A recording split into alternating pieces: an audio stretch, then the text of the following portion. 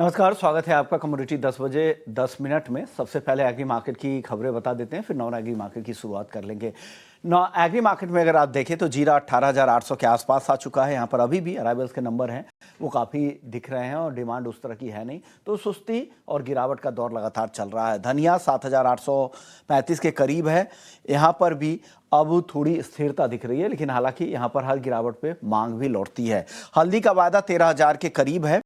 यहाँ पर कमज़ोर क्वालिटी की सप्लाई ज़्यादा है और अच्छे क्वालिटी की सप्लाई कम है, ये एक चिंता है। इस सीज़न की जो अब तक की खबरें हैं कि यहाँ पे बुआई काफ़ी ज़्यादा हो रही है।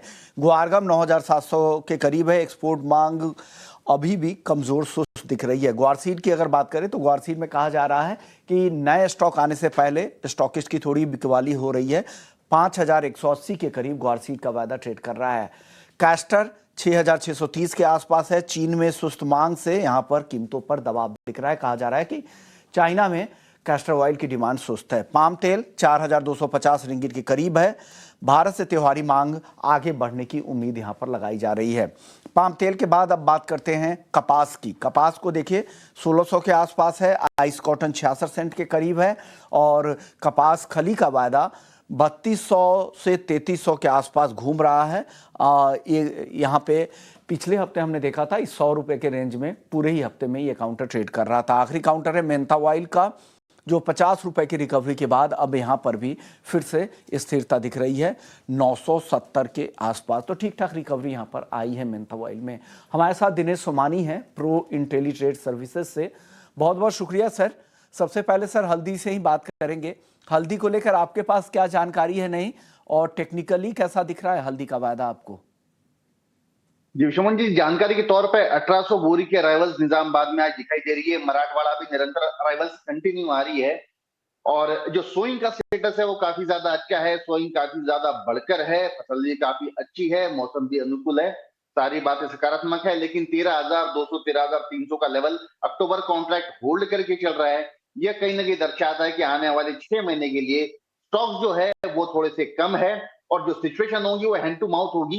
इसीलिए मुझे लगता है कि जो अक्टूबर कॉन्ट्रैक्ट है 13,000 13,050 के आसपास बाइंग एक बार लौट कर आ सकती है। 13,400 13,600 के अपसाइड टारगेट नजर आते हैं और 12,700 ये स्टिक स्टॉप लॉस मेंटेन करना चाहिए। ये बहुत ही बड़ी लेवल है। 12,700 का लेवल अगर टूटता है तो प्राइजेस में और ज्यादा गिरावट होने की संभावना है। ओके, तो 12,700 का लेवल जब तक बचा हुआ है तब तक आपकी चिंता नहीं है। अगर 12,700 के नीचे जाता है तो और भी ज़्यादा नीचे के लेवल दिख सकते हैं। धनिया और जीरा, इन दोनों में सर बताइए। जीरा तो काफ़ी कमज़ोर हो गया है और कमज़ोरी भी आ सकती है क्या जीरे में?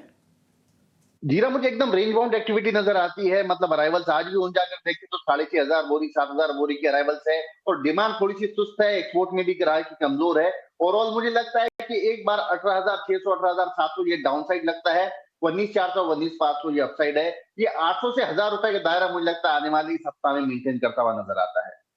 धनिया सर 7,830 के आसपास है। आगे कई चाल कैसी दिख रही है धनिया की? धनिया में रिकवरी बिल्कुल काफी अच्छी है और निचले स्तर से करीब करीब 12% की तेजी इसमें आ चुकी है। बट आई थिंक एक बड़े मूव के बाद में थोड़ा सा डिप, एक करेक्शन आने की संभावना है। 7600 7620 7600 7620 के आसपास दोबारा बाइंग लौट कर आ सकती है। 8,000 का लेवल प्रोबेबली ये सितंबर कॉन्ट्रैक्ट क्रॉस कर सकता है। 7460 का स्टॉप लॉस मेंटेन कर थोड़े डिप में खरीदारी मुझे लगता है कि एक पॉसिबिलिटी है। ओके, तो डिप में खरीदने की सलाह धनिया है। ग्वारसीड ग्वारगम, इन दोनों में आज हल्की तेजी के साथ शुरुआत हुई है। 5,200 के आसपास ग्वारसीड का वायदा है और 9,900 रुपए के आसपास है ग्वारगम का सितंबर का वायदा। सर क्या करना चाहिए इन दोनों काउंटर में? कुछ तेजी लग रही है आगे? जी मुझे लगता है सितंबर एक 5200 रुपए का बेस कहीं ना कहीं बना के चल रहा है। 5200 के आसपास की प्राइजेस में वहां से बार बार बाइंग निकल कर आती है और 5400 5430 के आसपास इसमें रुकावट आ जाती है। तो जो मोस्ट एक्टिव कॉन्ट्रैक्ट है अभी सितंबर कॉन्ट्रैक्ट, यहाँ पर अगर 20 रुपए का फॉल, मतलब 5280 के आसपास के लेवल पे एक बार खरीदारी दोबारा लौट कर आ सकती है। 5360 और 5400 के लेवल अपसाइड टारगेट इसमें मुझे नजर आते हैं और 5220 का इसमें स्टॉप लॉस मेंटेन किया जा सकता है। कॉटन सीड ऑयल के 3,300 के नीचे है। क्या लग रहा है आगे कुछ गिरावट आ सकती है क्या कॉटन केक में? कॉटन सीड ऑयल की थोड़ा सा स्ट्रॉन्ग काउंटर है, लेकिन इसमें स्प्रेड जो बदले जो नेक्स्ट कॉन्ट्रैक्ट प्रीमियम है काफी ज्यादा है। बट फिर भी मुझे लगता है कि 3300 3310 के आसपास जो सितंबर कॉन्ट्रैक्ट है यहाँ पर बाइंग बन सकती है। 3400 के लेवल इस सप्ताह में क्रॉस होने की संभावना लगती है। और 3240 का स्टॉप लॉस मेंटेन कर सकते हैं। कॉटन सीड ऑयल के मुझे थोड़ा सा स्ट्रॉन्ग काउंटर नजर आता है अक्रॉस दी एनसीडी बोर्ड। चलिए, अब नॉन एग्री की बात करते हैं सर। सोना और चांदी आज दोनों काफी कमजोर है, 900 रुपए के आसपास की गिरावट है दोनों ही काउंटर में। क्या सर ये मुनाफा वसूली और बढ़ सकती है? और जिस तरह से ट्रंप और पुतिन की मुलाकात की बात हो रही कि 15 अगस्त को वो मिल सकते हैं, क्या यूएस के टेरिटरी में जाके ट्रंप के साथ वो मुलाकात करेंगे? क्या पुतिन, आपको लग रहा है? जी, संभावना यही जता जा रही है कि 15 अगस्त की जो तारीख है वहां पर जहां उनकी मुलाकात है, मुझे लगता है उस चक्कर में ही प्राइसेस में एक बड़ा फॉल आने दिखा है।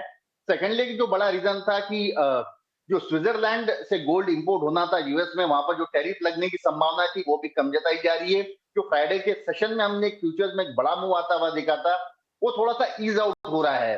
सेकेंडली जो इंटरेस्ट रेट जो यूएस के सितंबर में बताया जा रहे हैं कि यहाँ पर 25 बेसिस पॉइंट कम होने की संभावना करीब करीब 90% बताई जा रही है, और साल के अंत तक करीब करीब 2 या 3 बार रेट कट हो सकती है।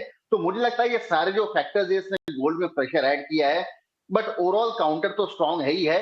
इंट्राडे के लिहाज से जरूर एक बार मुनाफा वसूली और गहरा सकती है। 1,01,100 के आसपास मुझे लगता है कि अगर कोई ऊपर मिलता है तो एक शॉर्ट सेल किया जा सकता है। 1,01,320 का स्टॉप लॉस मेंटेन करे। 1,01,800 से 1,01,600 के डाउन साउंड नजर आते हैं, और कहीं भूल के शाम के सेशन में 1,05,500 के लेवल्स आते हैं तो वहां फ्रेश लॉन्ग जरूर इनिशिएट किया जा सकता है।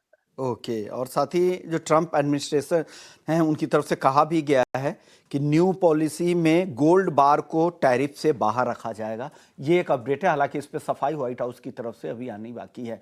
कच्चे तेल की बात करते सर, ये भी काफी कमजोर हो गया है। ब्रेंट का भाव $66 तक आ चुका है, और मीटिंग से पहले ये गिरावट और भी बढ़ रही है, क्योंकि लग रहा है कि वहां पे कुछ अगर बातचीत बनती है, सीज फायर होते हैं, और रूस पर जो सैंक्शंस है उसमें अगर ढील दी जाती है तो कच्चा तेल और भी गिर सकता है और सप्लाई की चिंताएं कम हो सकती है।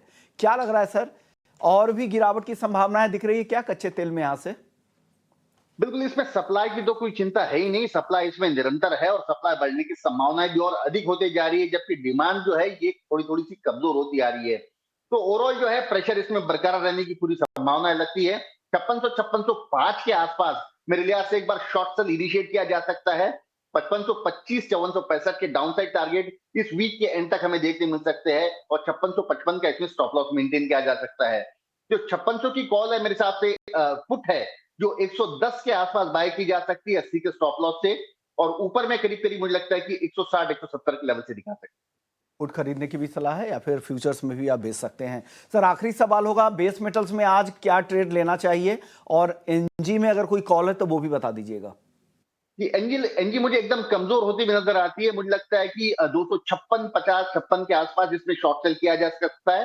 243 मुझे डाउनसाइड पोटेंशियल इसमें नजर आ सकता है, और 261 की स्टॉप लॉस से इसमें शॉर्ट सेल मौजूदा स्तर पर भी इनिशिएट किया जा सकता है। बेस मेटल की अगर मैं बात करूं तो अन्य बेस मेटल से मुकाबले जिंक थोड़ा सा मुझे उभरता हुआ नजर आता है। 270-20 के आसपास जिंक बाय किया जा सकता है। 274-40 का लक्ष्य, 268 की स्टॉप लॉस। ओके, तो एनजी सेल का ही सलाह है, और बेस मेटल्स में जिंक पर कन्विक्शन ज्यादा है, ₹274.40 तक जा सकता है, 268 का स्टॉप लॉस है। शुक्रिया सोमानी जी, आपने वक्त दिया, नॉन एग्री और पूरी एग्री मार्केट पर भी अपनी राय दी। जाने से पहले सर, डिस्क्लेमर क्या है सर?